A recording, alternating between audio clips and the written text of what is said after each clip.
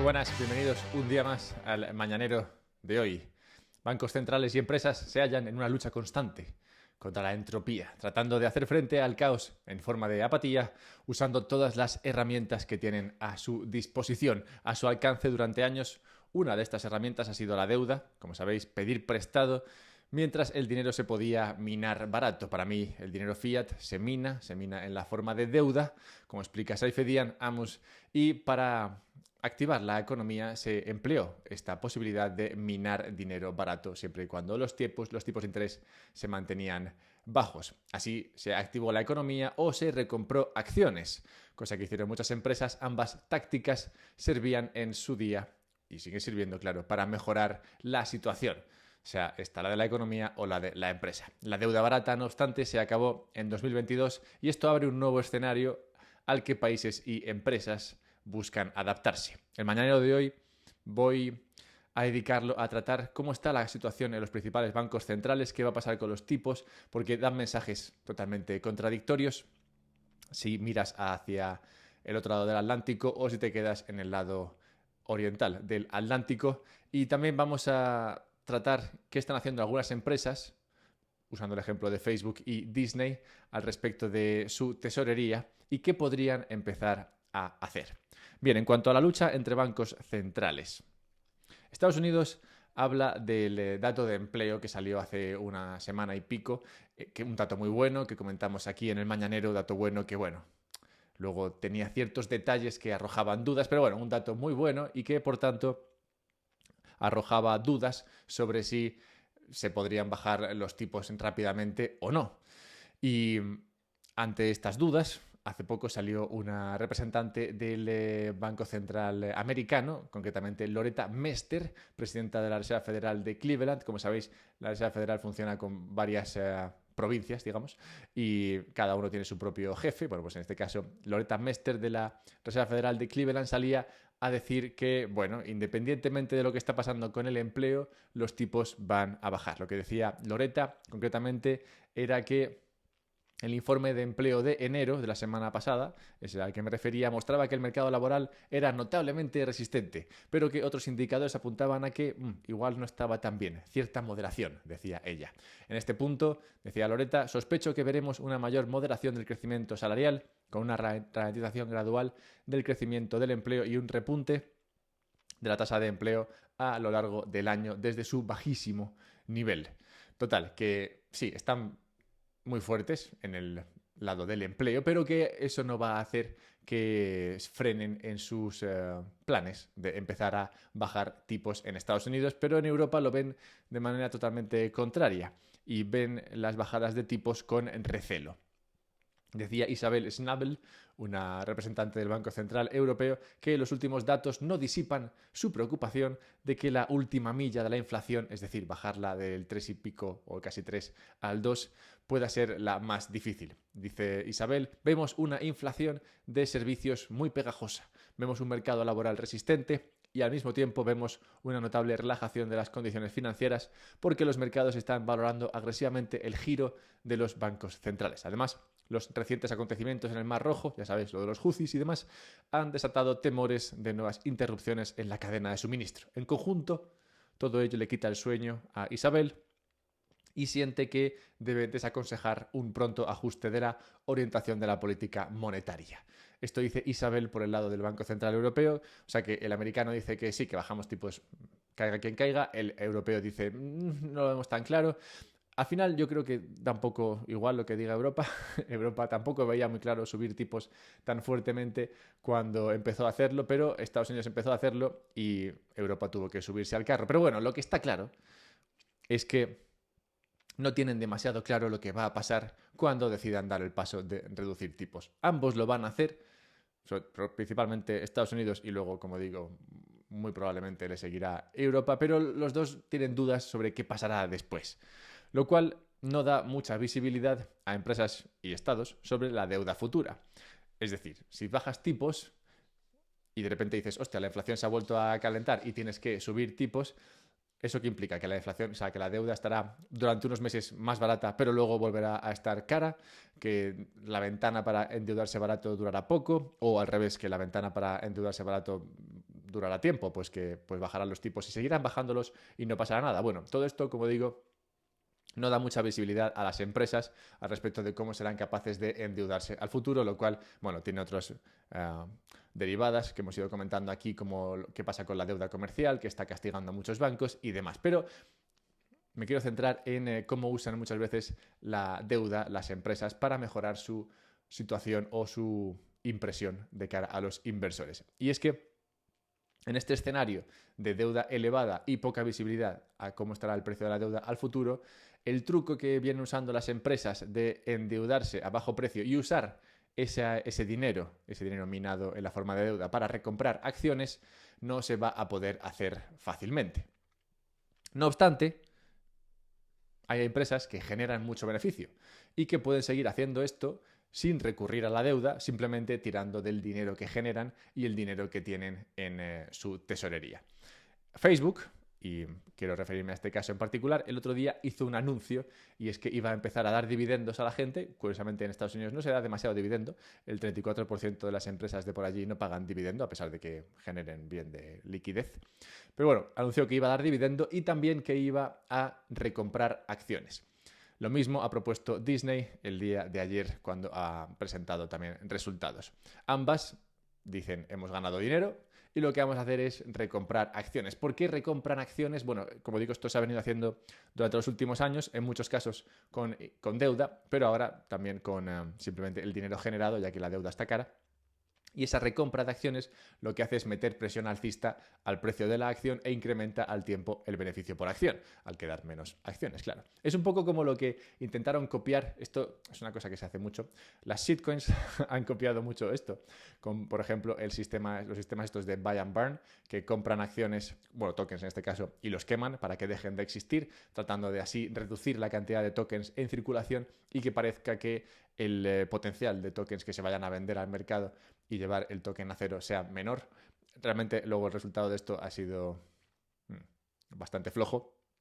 Porque, bueno, ejecutar esto bien es difícil y claramente los departamentos financieros de Disney y Facebook son bastante mejores que los que estaban detrás del lanzamiento de muchas de estas shitcoins. Pero bueno, digamos que esta es la táctica que se ha empleado en muchos casos por las acciones o las empresas y que, bueno, como buena táctica se ha tratado de copiar por las shitcoins, que como sabéis, tratan de copiarlo todo. Pero bueno, el caso es que si los tipos de interés se mantienen elevados, esta táctica de endeudarse y comprar acciones no se va a poder hacer, entonces solo quedará disponible aquella de esta que están haciendo Facebook y Disney de comprar acciones, recomprar acciones con el dinero que generan y con la tesorería que tienen si esta es suficientemente saludable, lo cual me ha llevado a investigar cuánto dinero tienen algunas de estas empresas en tesorería.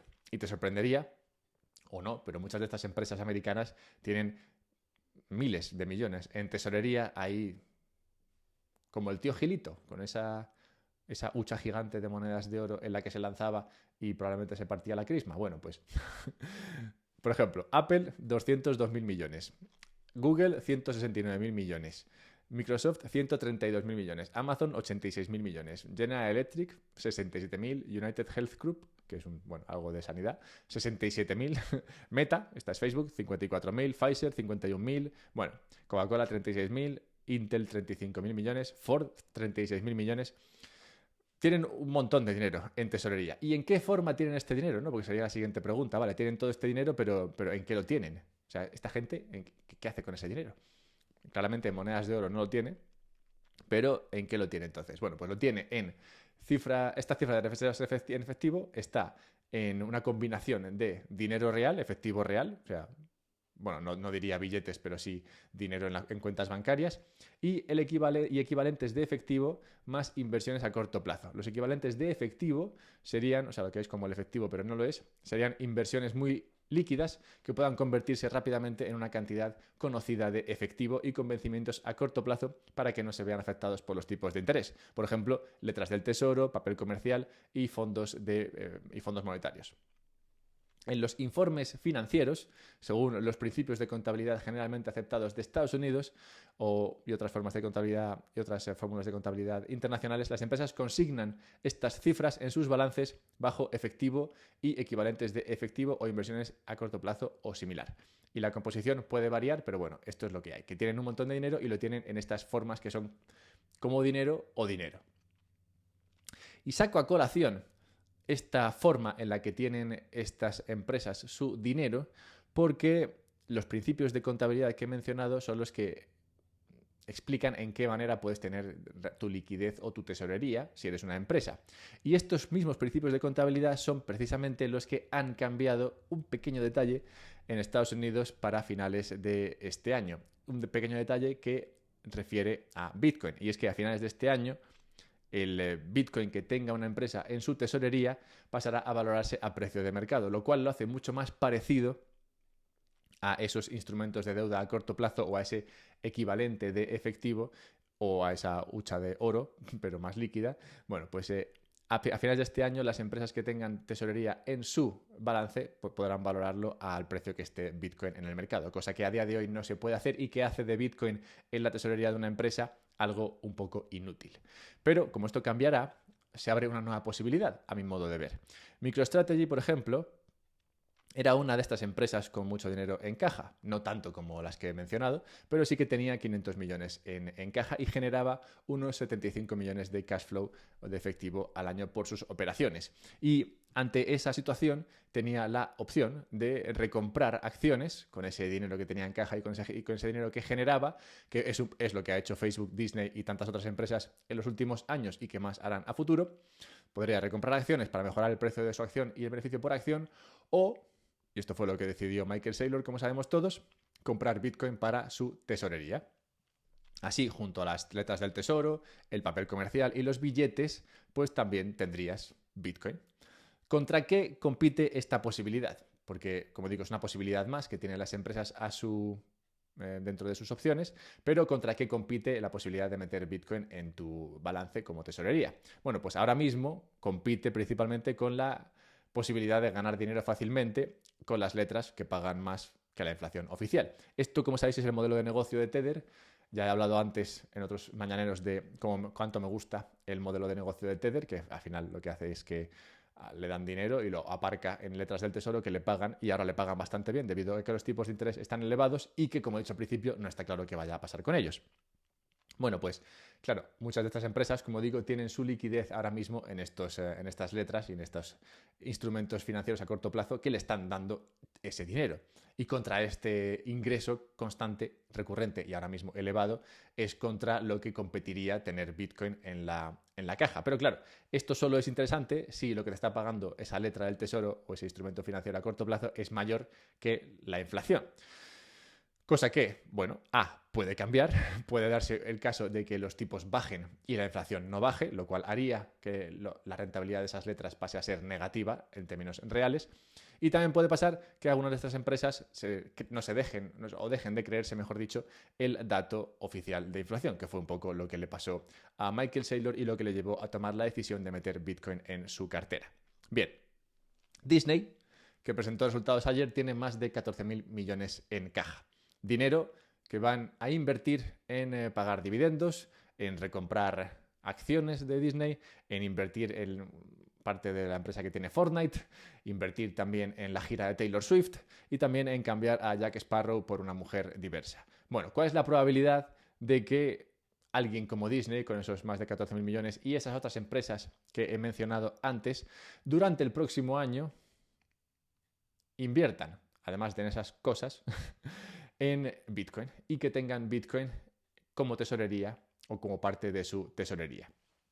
Yo creo que la opción o las posibilidades de que esto ocurra son cada vez más elevadas y ya hemos vivido cambios de opinión notables a este respecto en los últimos años. Os dejo con el último cambio de opinión que me ha llamado la atención y es el del escritor financiero o sobre temas financieros que está detrás de la newsletter que se llama Fringe Finance, una persona que hasta hace unos meses era anti-Bitcoin y ahora se ha vuelto muy bitcoiner. Esta es su tesis actualmente. Cito a el de Fringe Finance. Esto, Bitcoin, no es GameStop, lo que significa que una vez que comience el FOMO de los precios no habrá una creación de acciones y dilución a precios más altos. Si la fiebre por hacerse con todo lo que se pueda comienza en serio, no habrá una nueva oferta, un incremento de Bitcoin que surja mágicamente de la nada para satisfacer esa demanda. Teniendo en cuenta que la capitalización total del mercado de Bitcoin sigue siendo inferior a $1 trillón, me parece lógico que los países súper ricos de Oriente Medio sean los siguientes en adoptarlo e incluirlo en sus balances soberanos, en la tesorería. Muchos de los podcasts que he escuchado hablan de naciones-estado que están minando Bitcoin, pero no quieren hablar de ello, Bután, por ejemplo. Creo que esto está ocurriendo. En algún momento es probable que las luces se enciendan a nivel mundial y todo el mundo vaya a ver lo que realmente está sosteniendo al planeta. Mi conjetura es que algunos países ricos en petróleo de Oriente Medio, incluso si lo ven simplemente como una opción de compra con el potencial de ir a cero, se atreverán a poner Bitcoin en sus balances para tratar de diversificarse y hacer una apuesta por el futuro del dinero. Dice, si estas personas conducen Bugattis para ir a trabajar y tienen tigres como mascotas, decir que no tienen suficiente dinero para especular sobre esta posibilidad me parece irrisorio.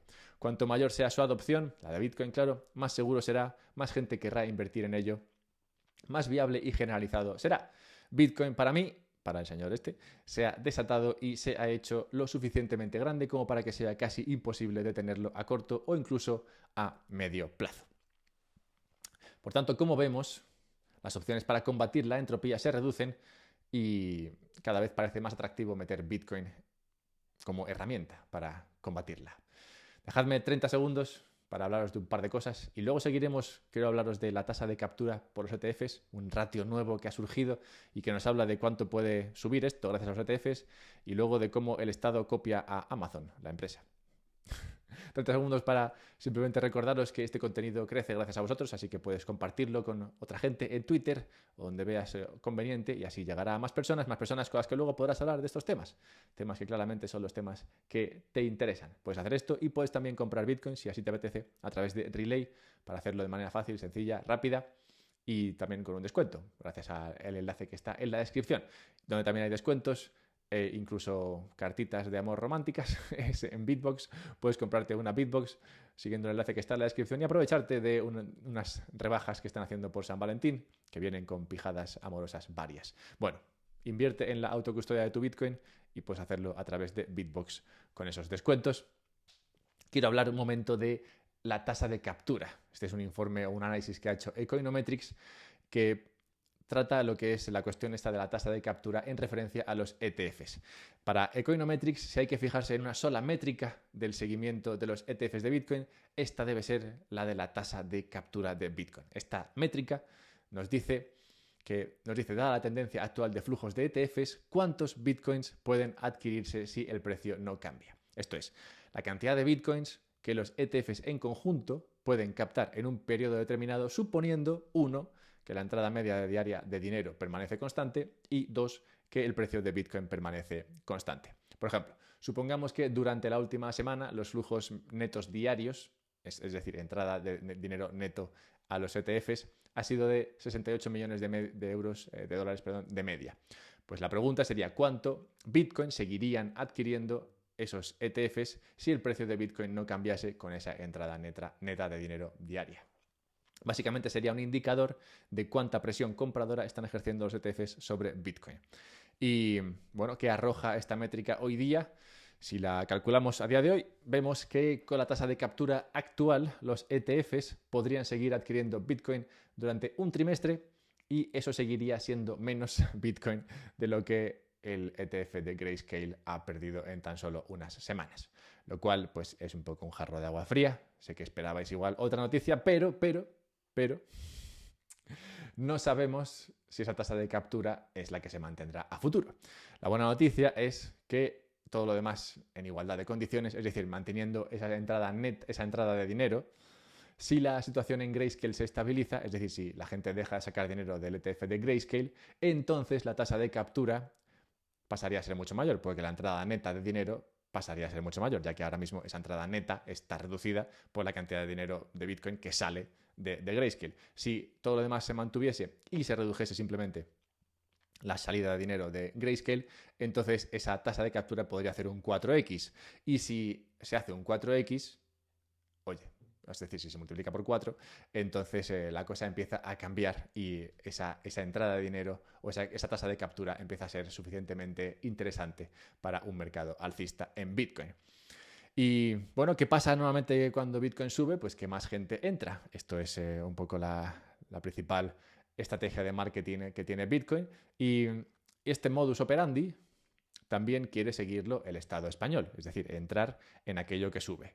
Los bancos, concretamente bancos españoles, están dando grandes beneficios. Salen en todos los titulares este año como empresas que están funcionando muy bien, generando un montón de dinero gracias a la subida de tipos que se ha llevado por el Banco Central Europeo en los últimos año y medio.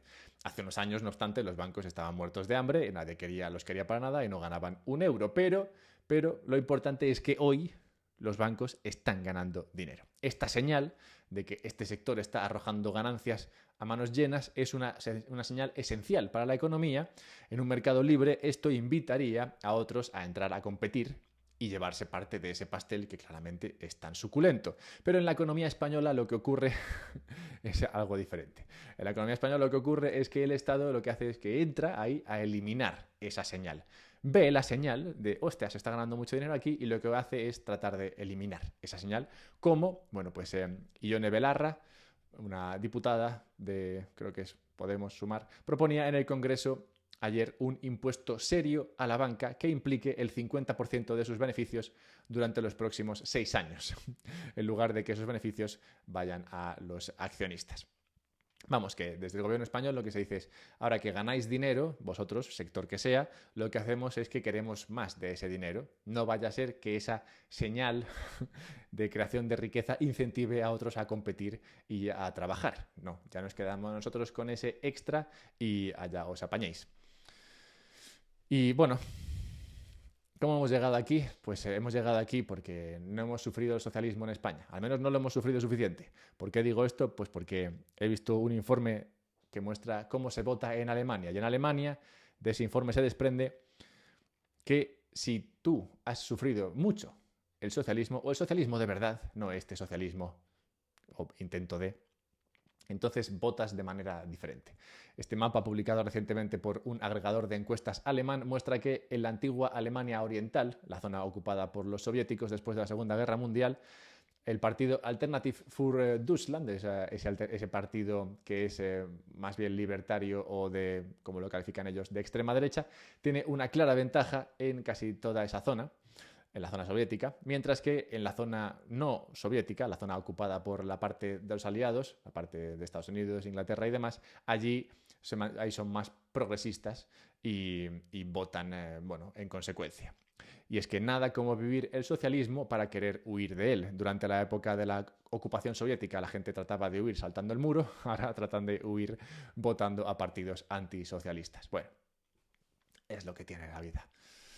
Y quiero cerrar el mañanero de hoy recordando la muerte en tal día como hoy de Pedro el Grande, zar ruso, antes de que los rusos se volvieran soviéticos, zar hasta 1725, y conocido por el Grande debido a sus reformas y proyectos que llevó para westernizar o occidentalizar el imperio ruso en esa época. Además, Pedro tuvo importantes victorias militares frente a los turcos, los suecos. Todo esto le llevó a el apellido de El Grande, que me parece un apellido épico. Ojalá más gente lo consiguiese. Nosotros también tenemos un Pedro. Me pregunto cómo acabará eso. Compartid este contenido si os gusta. Podéis buscarme en Twitter, @alberto_mera. Podéis comprar Bitcoin, como he dicho, de manera fácil, barata, rápida, siguiendo el enlace que está en la descripción y que os lleva a Relay, o podéis guardar ese Bitcoin en una Bitbox para así autocustodiar vuestra riqueza también de manera barata, siguiendo el enlace. Y nada, esto es todo. Ya estaríamos.